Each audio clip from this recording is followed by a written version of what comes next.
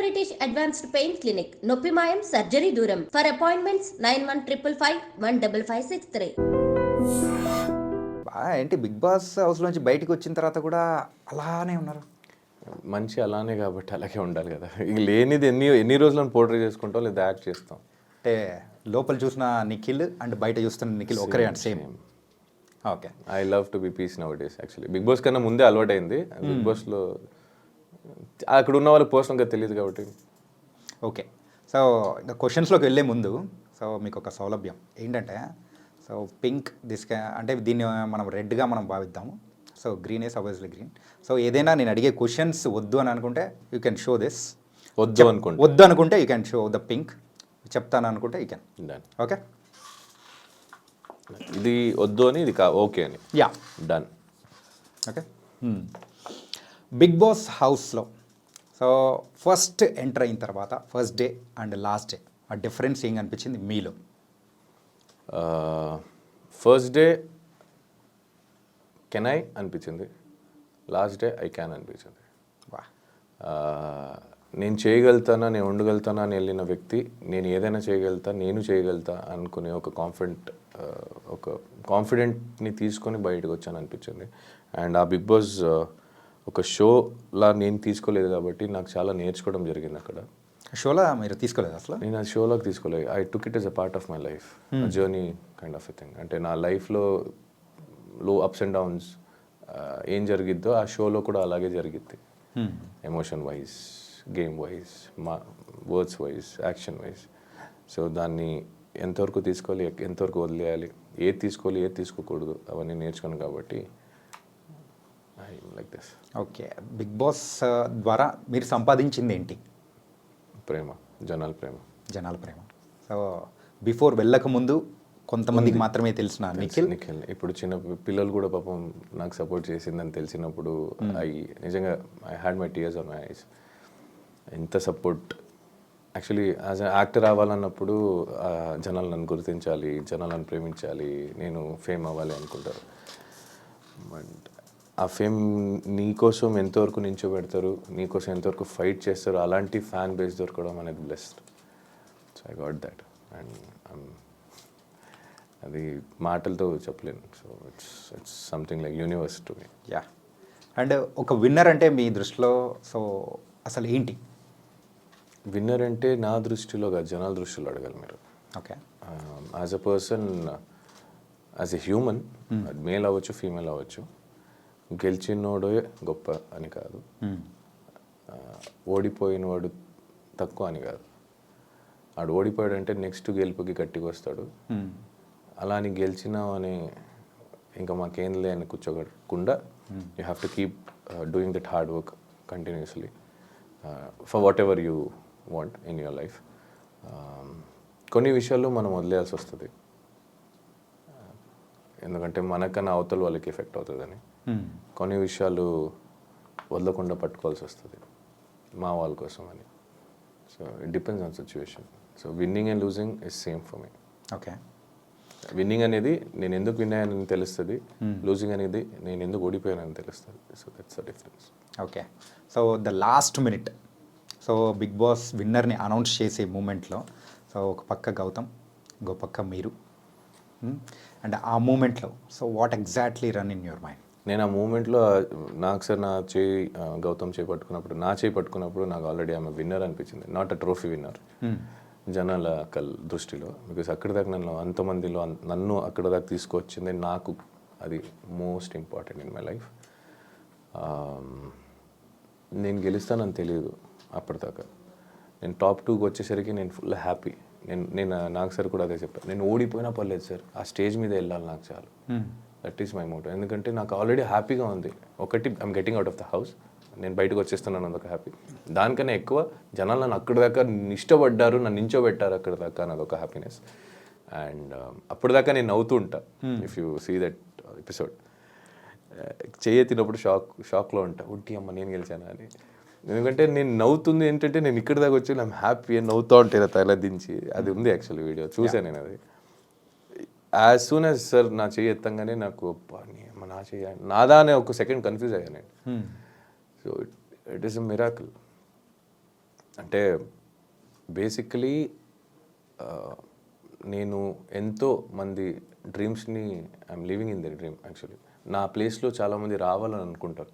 అంటే నా ప్లేస్ గొప్ప అని కాదు, కొంతమంది ఇదైనా I want to be some ఒక రోజు నేను అలా ఉండాలి అనుకుంటారు. ఆ ఆ లైఫ్ దేవుడు నాకు ఇచ్చాడంటే I have to take care it, I have to do it.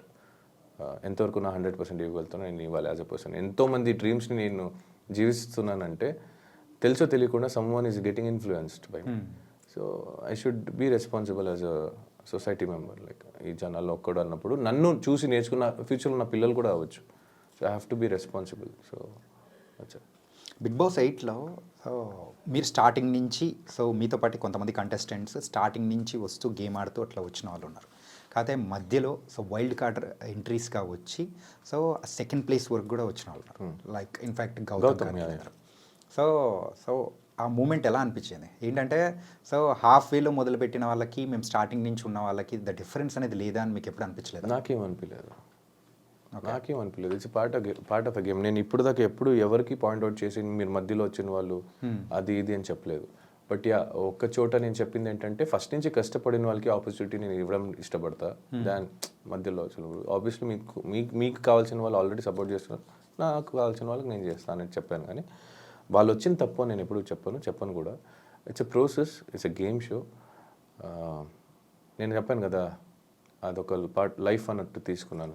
లైఫ్లో కూడా మధ్యలో చాలామంది వచ్చేసి వెళ్ళిపోతూ ఉంటారు. సో మీ లైఫ్లో కూడా అలా మధ్యలో వచ్చి వెళ్ళిపోయి చాలామంది ఉంటారు. మీ లైఫ్లో ఉంటారు ఆబ్వియస్లీ, ఎవ్రీ వన్స్ లైఫ్లో ఉంటారు. మీ స్కూల్ ఫ్రెండ్స్లో ఎంతమంది ఇంత క్లోజ్గా ఉన్నారు? మీ కాలేజ్ ఫ్రెండ్స్ ఎంతమంది ఉన్నారు? మీ ఫస్ట్ క్రష్, ఫస్ట్ లవ్ చాలామంది ఉంటారు. ఓ మీ ఒపీనియన్లో లవ్ అంటే ఏంటి? యాక్సెప్టెన్స్ దేని గురించి? ఎవ్రీథింగ్. ఏదైనా యాక్సెప్ట్ చేయాలి అంతే కదా. లవ్ చేసినప్పుడు యాక్సెప్ట్ చేయాలి కదా.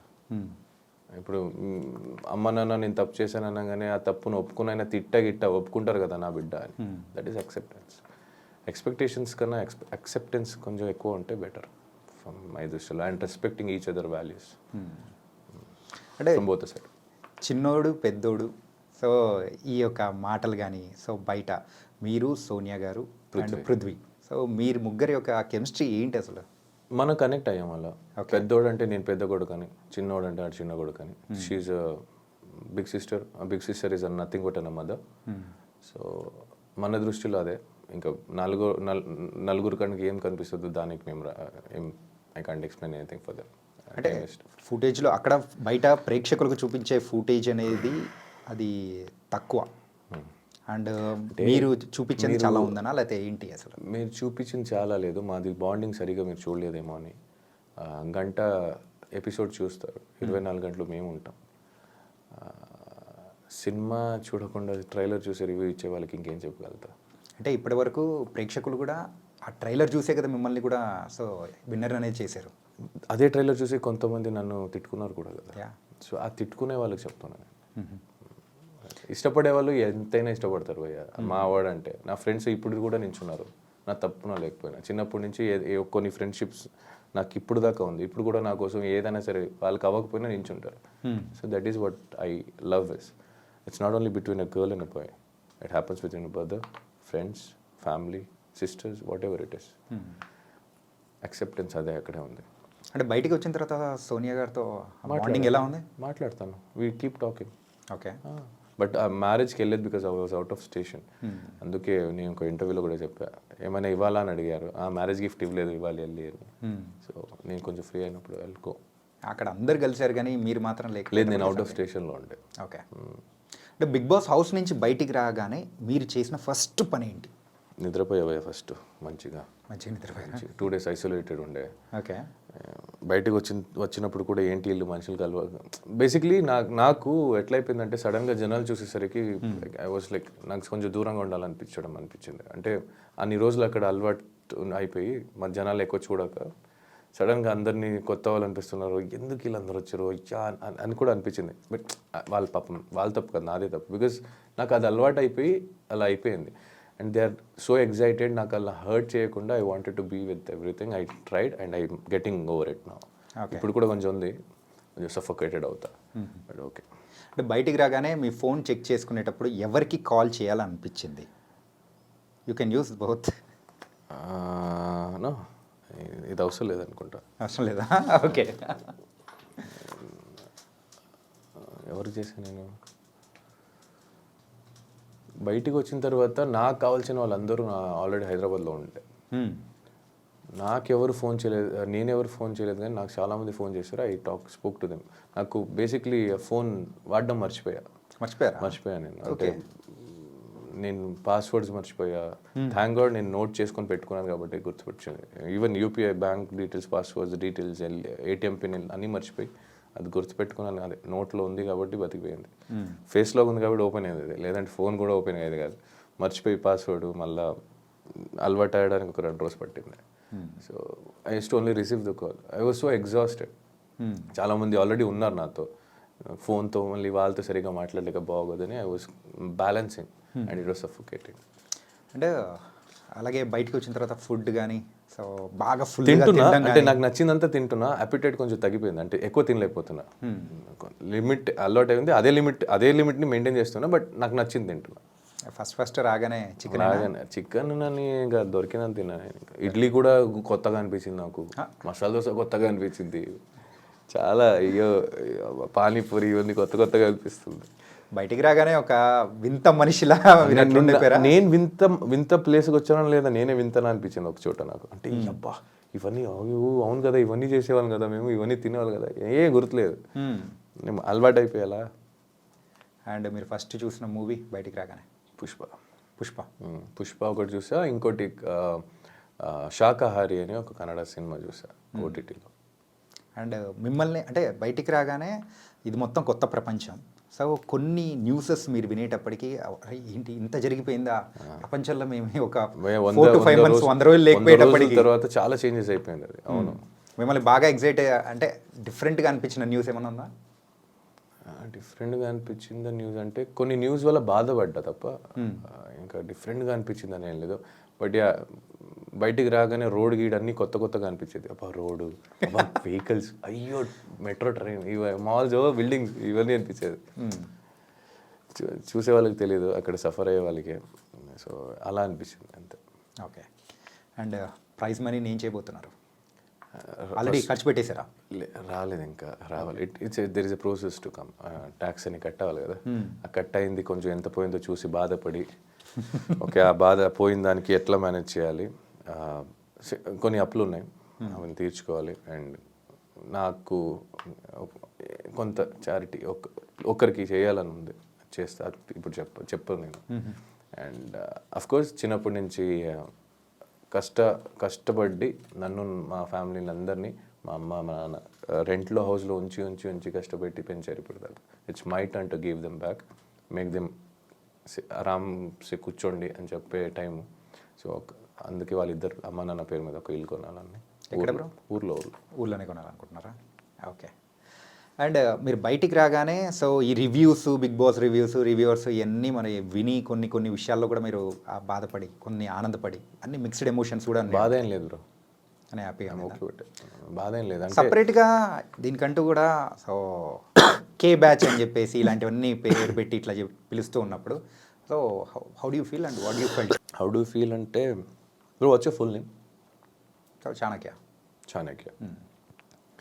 హిందీలో రాస్తే అక్షరాలే కదా మారుస్తాయి, కన్నడలో అక్షరాలు మారుతాయి. పిలుపు మళ్ళీ వ్యక్తి ఒక్కటే కదా, బట్ మనం మాట్లాడే లాంగ్వేజ్ అనేది కూడా మారుతుంది కదా. ఆ లాంగ్వేజ్ ఎమోషన్ సేమే కదా, నువ్వేం చెప్పాలనుకునేది సేమే కదా, నీ మనిషి సేమే కదా, మాటే వేరు, మనిషి సేమే కదా. నీకు ఆకలేసినప్పుడు అన్న తింటావు, నేను ఆకలేసినప్పుడు అన్న తింటా. నీకు బాధ అనిపించినప్పుడు ఏడుస్తావు, నేను బాధ అనిపించినప్పుడు ఏడుస్తాను. ఏంటంటే ఒకటని మీరు అనుకుంటున్నారు, కాకపోతే మిమ్మల్ని సపరేట్గా సెగ్రిగేట్ చేయాలని ఒక టైప్ ఆఫ్ అంటే కొంతమంది ఇలా చేయడం అనేది కరెక్ట్ అంటారా? అంటే బేసిక్లీ నాకు అడిగితే నాకు అందరూ ఒకటే. ఇంకా చేసిన వాళ్ళ గురించి చెప్పమంటే మేబీ వేరేం దొరకలేదేమో. ఓకే. మేబీ వాళ్ళ దగ్గర ఇంకేం చేత కాదేమో.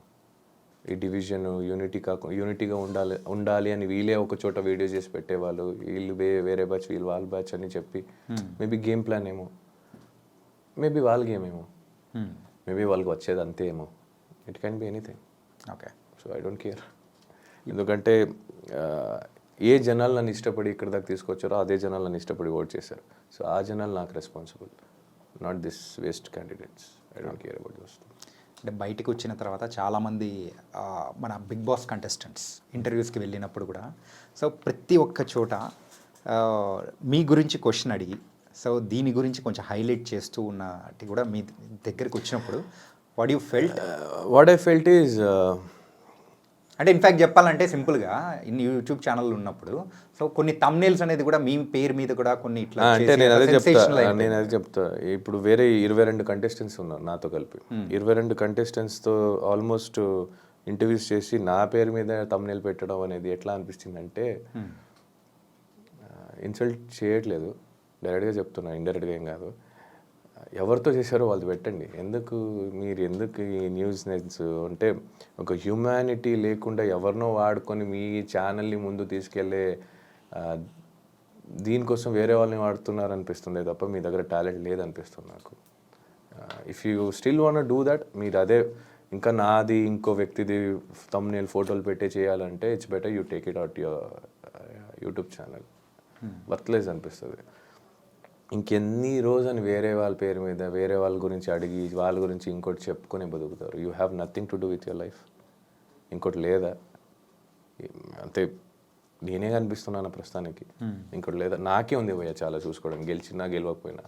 నాకు ఫైనాన్షియల్ ఉంది, ఫ్యామిలీస్ ఉంది. I have many things to take care, I have many responsibility to take care. You guys have nothing. నేను ఇంకోటి ఏం చెప్తా అంటే, ఇప్పుడు మీరు అడిగారు కాబట్టి సాఫ్ట్గా చెప్తా. ఇది మళ్ళీ కంటిన్యూ అయితే నేను ఇంచో పెట్టి పేరుతో చెప్తా. ఇట్స్ బెటర్ యూ డోంట్ గోక్ మీ. బాగా ఎవరో గోకారు అంటే నాకు ఇంకా ఎఫెక్ట్ కాదు, ఇంకో వ్యక్తికి ఎఫెక్ట్ అవుతుంది. I can sense it. It's better you stop that. అంటే మీరు వెళ్ళి ఎవరిని అడుగుతున్నారు? నా గురించి కొంతవరకు తెలిసిన వాళ్ళకి. ఇన్ అండ్ అవుట్ తెలియని వాళ్ళకి వెళ్ళి అడగట్లేదు కదా మీరు. తెలిసిన వాళ్ళకి అడుగుంటే వాళ్ళు నిజాయితీగా కరెక్ట్గా చెప్తే నేను ఇదే okay, it's done, clear, dust and clear, okay అయిపోయింది. మీరు వాళ్ళకే నా గురించి తెలుసు కొంత, వాళ్ళ దగ్గర మీరు ఏదేదో అడుగుతున్నారు, సెన్స్లెస్ క్వశ్చన్స్. మీరు చూసుకోండి కదా. మెయిన్గా అయితే మీ గురించి ఏంటంటే మీ పర్సనల్ మ్యాటర్ అంటే చెప్పాలంటే మీ ఇది ఎట్లా లవ్ స్టోరీ దాని గురించే ఎక్కువ అన్నారు. పక్కింటోటి దోశలో బొక్క ఉంది, అది కవర్ చేయడానికి వెళ్తున్నారు. వీళ్ళ దాంట్లో తవే బొక్క, వీళ్ళు చూసుకోవచ్చుగా. మీ తట్టలో మీ ప్లేట్లో ఏం పడున్నాయి అది తినండి. మీరెందుకు వేరే వాళ్ళు తినాలని చూస్తున్నారు? నాకు అర్థం కాదు. ఏదైనా ఉంటే I talk to you, come home, నా ఇంటికి రండి, ప్రాబ్లం లేదు. మీ ప్లేస్ చెప్తారా, నేను వచ్చి మాట్లాడతాను. I don't care. మీరు తినండి, మీకు ఏముందో తినండి. ఎందుకు పక్కన వాళ్ళు బొక్క వీళ్ళు బొక్క కవర్ చేయడం? మీరు చేసుకోండి కదా, అది మేము చూసుకుంటాం. ఇప్పుడు దాకా నేను బిగ్ బాస్లో లేనప్పుడు ఎవరు వచ్చి ఓదారిచ్చలేదు, ఎవరు వచ్చి కన్సర్న్ చూపించలేదు. ఏంట్రా అనేది. ఇప్పుడు వీళ్ళకి టీఆర్పీలు కావాలి, వీళ్ళకి వ్యూస్ కావాలి, వీళ్ళకి వ్యూవర్షిప్ పెరగాలి, సబ్స్క్రైబర్ కావాలి, ఇంకో పర్సనల్ లైఫ్కి దూరాలి. వీళ్ళు చేస్తే నేను దూరుతా. అంటే it's not that it's effecting me, it's effecting me because it is affecting someone. And ఏంటంటే ఎక్కువ దగ్గర కూడా మీరు మీ ఒక రిలేషన్ గురించి కానీ ఎక్కువగా మాట్లాడకపోవడానికి అదర్ పర్సన్ ఎఫెక్ట్ అవుతున్నారనే ఉద్దేశం అని అనుకోవచ్చు కదా. అంతే. అండ్ ఇప్పుడు నా గురించి నేను ఎంతవరకు కేర్ చేస్తాను, ఎంతవరకు నాకు తెలుసు. నేను కావాలంటే నేను చెప్పుకుంటాను. ఐ డోంట్ నాకు ఏమనిపిస్తుందో నేను చెప్తాను, నాకు అనిపించేది వరకు. అది నాకు ఎఫెక్ట్ అవుతుందో లేదో అది నాకు తెలుసు కాబట్టి. ఇప్పుడు నేను చెప్పడం వల్ల అవతల వేరే వ్యక్తి ఎఫెక్ట్ అవుతారంటే ఇట్స్ వెరీ రాంగ్. అండ్ మీరేం చేస్తున్నారంటే వేరే వాళ్ళు వాళ్ళ పేరు తీసుకొని మా పేరు తీసుకొని ఇంకో వీడియోలు చేసుకుంటున్నారు. ఓకే అయిపోయింది, ఇంకా చాలు చేసింది వీడియో, బతికేసారు చాలే కానీ ఇంకా కట్ చేసుకోండి అంతే చెప్తా. Okay, I don't care who you are, which channel you are running, I'm telling you directly. ఇక్కడికి ఎవరితో ఇంటర్వ్యూ చేస్తారో వాళ్ళ ఫేస్ పెట్టి తమ్నెల్ పెట్టుకోండి. ఇంక చాలు, మన పేరు మా ఫోటోలు మా మొగాలు వాడుకుంది ఇంకా కానివ్వండి. Show your talent. It's time to show your talent. Okay.